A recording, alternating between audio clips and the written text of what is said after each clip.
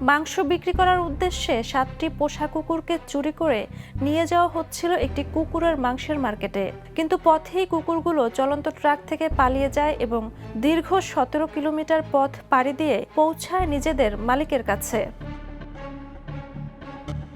সামাজিক মাধ্যমে সম্প্রতি ভাইরাল হয়েছে এই ঘটনার একটি ভিডিওতে দেখা যায় কুকুরগুলো একসাথে রাতের অন্ধকারে রাস্তা ও মাঠ পেরিয়ে চলছে। একটি কুকুর দলকে নেতৃত্ব দিচ্ছে।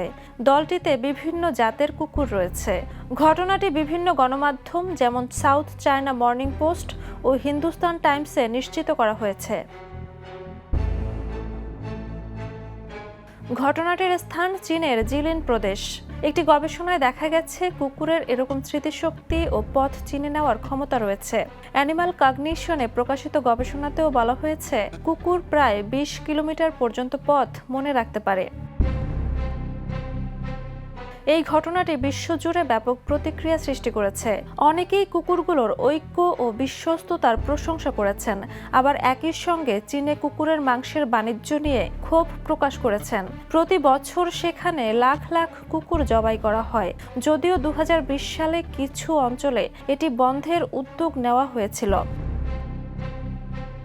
এই ঘটনার পর অনেকেই আন্তর্জাতিকভাবে কুকুর হত্যায় কঠোর পদক্ষেপের আহ্বান জানিয়েছেন। Jhuma Mridha, the news.